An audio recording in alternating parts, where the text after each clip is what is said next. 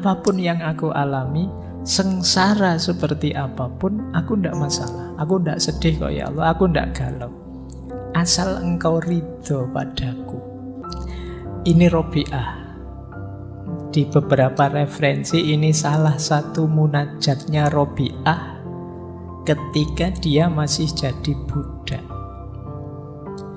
Beliau ini sebenarnya lahir dari keluarga meskipun tidak kaya tapi terhormat, tapi mengalami banyak peristiwa tragis sehingga sampai beliau jadi budak. Dalam ceritanya ada momen ketika beliau pahit sekali, ketika beliau dikejar-kejar, ada seseorang yang ingin mencelakainya, kemudian sampai beliau terjatuh terluka. Nah, ini salah satu kalimat yang beliau ucapkan saat terluka itu, yang di beberapa referensi bunyinya seperti ini. Ya Allah, aku adalah musafir tanpa ayah dan ibu, seorang yatim piatu dan seorang budak. Aku telah terjatuh dan terluka. Meskipun demikian, aku tidak bersedih hati oleh kejadian ini. Hanya aku ingin sekali ridhomu. Ini Robiah. Ada cerita yang lain.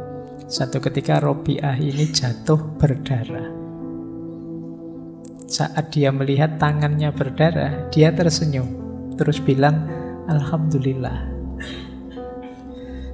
Nah, muridnya dan juga temannya heran. Jatuh kok Alhamdulillah, itu kan harusnya innalillahi. Tapi tidak, kata Robiah, Alhamdulillah, ini dari kekasihku. Apapun yang diberikan oleh kekasihku, bagiku itu indah. Ya dia kan cintanya hanya pada Allah saja.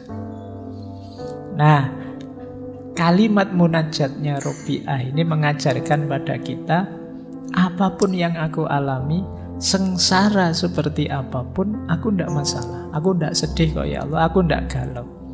Asal engkau ridho padaku, itu sudah segalanya bagiku, kata Robiah. Jadi ungkapan seperti ini itu pasti muncul dari rasa cinta yang sangat dalam.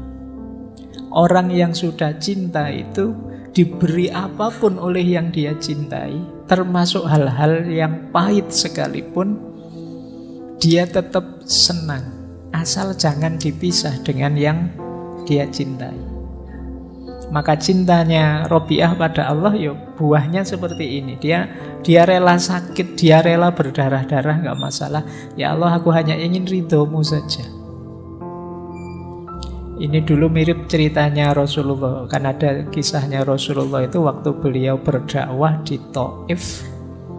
Kemudian di situ beliau dilempari batu, ditaburi pasir, berdarah-darah, dikejar anak kecil-kecil. Sampai beliau istirahat di salah satu kebunnya orang Thaif. Yang di situ beliau bermunajat pada Allah, panjang sekali munajatnya, yang salah satu kalimat masyhur sekali di munajat itu, ya Allah, in lam takun wadiban alayya fala ubali. Jadi meskipun aku berdarah-darah seperti ini, meskipun begitu beratnya ujian ini, asal engkau tidak murka padaku ya Allah, aku tidak peduli. Nah, batin yang bisa seperti ini itu syaratnya memang batin yang sudah mencintai Allah. Kalau kamu masih negosiasi dengan Allah, masih banyak pamrihnya, masih belum ikhlas, ya mungkin bisa mengucapkan seperti itu, tapi formalitas. Ngomongnya sambil meningis-meningis, nangis itu, tidak bisa senyum kayak Robiah. Kamu sakit berdarah-darah, sakit ini kok ya. Meskipun kamu bilang tidak apa-apa ya Allah, yang penting kamu ridho, tapi ya beda kalau tidak ada cinta di dalamnya, itu acting, formalitas. Kalau Robiah ya keluarnya otomatis dari batin yang mencintai Allah. Loh, di versi perspektif yang ini berarti ada jalan agar patah hatimu tidak berat. Apa? Masih ada Allah. Tidak masalah kok kamu putus, tidak masalah kok kamu kecewa. Dalam keinginanmu yang manapun, asal Allah ridho. Nah, ini cara berpikirnya para sufi. Tidak masalah kamu nyalon gagal. Tidak masalah kamu ditinggal pasanganmu. Tidak masalah kamu dimaki-maki orang di medsos. Tidak masalah banyak sekali kepahitan hidupmu. Yang masalah satu-satunya adalah ridhonya Allah. Ini Allah ridho padaku apa tidak ya?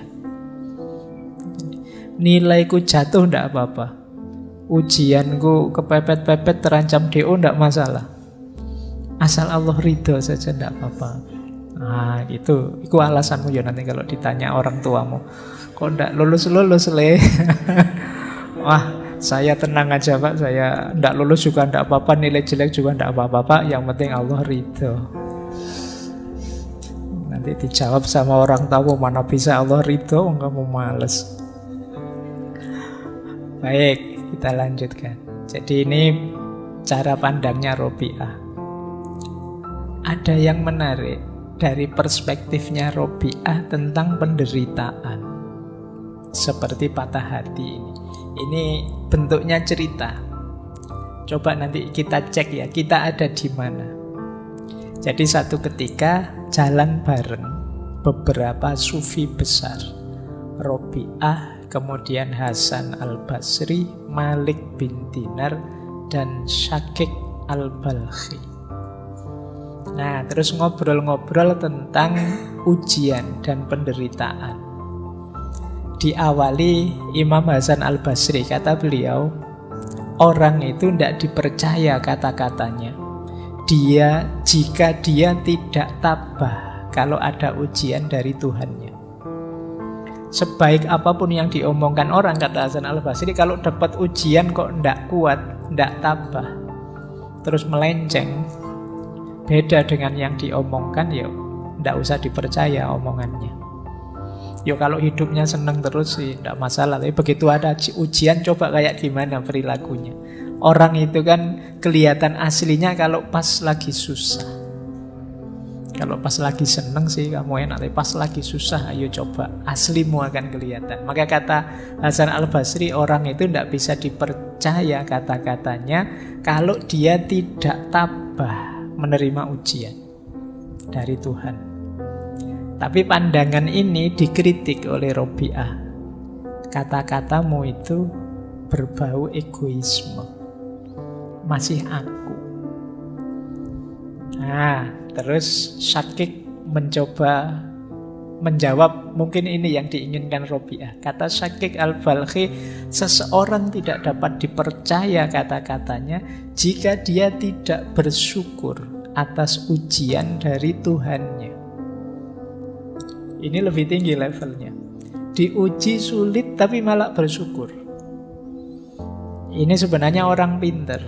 Karena dia tahu di balik segala ujian dari Allah itu pasti ada hikmah, ada makna untuk peningkatan kualitas dirinya. Maka ketika diberi kesulitan dia bersyukur. Ini lebih tinggi. Kalau di Imam Hasan al-Basri tadi agak defensif, bertahan. Kalau di Syakik al-Balkhi ini enggak, dapat ujian malah bersyukur. Alhamdulillah ya Allah, Engkau beri aku ujian. Tapi kata Robi'ah, masih belum. Kita butuh yang lebih baik dari itu. Ini sudah luar biasa, ternyata masih kurang tinggi. Nah, Syekh Malik bin Dinar masuk. Kata dia, seseorang itu tidak dapat dipercaya kata-katanya jika dia tidak gembira atas ujian dari Tuhannya. Ini lebih tinggi. Kalau ini ketika dapat ujian malah gembira, malah alhamdulillah. Seperti Robi'ah tadi, senang aku diuji oleh Allah, senang aku hatiku dipatahkan oleh Allah. Tapi ya untuk nyampe sini saja berat. Tapi ini level tinggi memang. Di atas tadi tidak sekedar syukur, dia juga gembira. Itu pun Robi'ah masih belum. Jadi ada yang lebih baik dari itu. Nah, Balik mereka bertiga tanya, terus gimana yang baik itu? Kata Robiah, seseorang tidak dapat dipercaya kata-katanya jika dia tidak melupakan ujian saat merenungi Tuhannya. Ini cara berpikirnya dibalik oleh Robiah. Kita itu kan ketika dapat ujian baru ingat Tuhan. Tapi kalau di Robiah dibalik, ketika kita ingat dekat dengan Tuhan, kita siap menerima apapun termasuk ujian. Jadi orang di levelnya Robiah ini bahkan sebelum mendapat ujian, dia sudah ikhlas, sudah ridho. Ya Allah, Engkau beri apapun aku siap. Yang paling pahit pun aku siap, asal Engkau tidak meninggalkanku. Ini yang saya bilang tadi, level cinta. Sulit orang seperti ini, karena itu berarti dia tidak tidak minta yang sifatnya menyenangkan, menggembirakan. Yang dia minta hanya biar bisa dekat pada Allah. Kalau kita kan masih banyak permohonan macam-macam kepada Allah. Kalau Robiah tidak, dia mintanya Allah saja. Nah, ini coba ya nanti kalian ada di mana. Kalau ada ujian kalian tabah, atau kalian bersyukur, atau kalian gembira, atau tidak kamu pikir sama sekali, siap menerima apapun asal dekat terus dengan Allah. Nah, ini jawabannya tidak bisa hafalan ya. Karena kalau mahasiswa kalau ditanya begitu mesti hafalan. Hafalan itu dia jawab yang paling baik. Kamu tanya yang jujur, dirimu ada di mana, nanti ayo kalau memang masih di bawah ya kalau bisa naik kelas. Jadi semula sih saya menarget tabah Pak kalau dapat ujian. Ya siapa tahu bisa naik level, bisa bersyukur, atau bisa gembira, atau sudah saya tidak mikir itu, fokusku Allah saja. Diberi apapun yang pahit, yang manis, ayo. Jadi ketika ingat Allah, siap menghadapi ujian apapun. Nah, baik. Ini pelajaran dari Robiah. Tadi ada pelajaran dari Imam Syafi'i. Kita sekarang dapat pelajaran dari Robiah. Yang pertama, bagaimana kita hanya mencari ridhonya Allah. Yang kedua, bagaimana kita siap menerima apapun ketetapannya Allah, termasuk yang manis, termasuk yang pahit, asal Allah selalu dekat dengan kita. Ini bisa kalian jadikan rumus ya. Ada kesedihanmu apapun, semoga kamu tidak kemana-mana selain menuju pada Allah saja. Baik, ambil nafas sebentar, karena ini tambah lama tambah dalam, tambah berat. Jadi nanti mungkin kapan-kapan kalau setelah ngaji kamu review lagi untuk meningkatkan kualitas dirimu.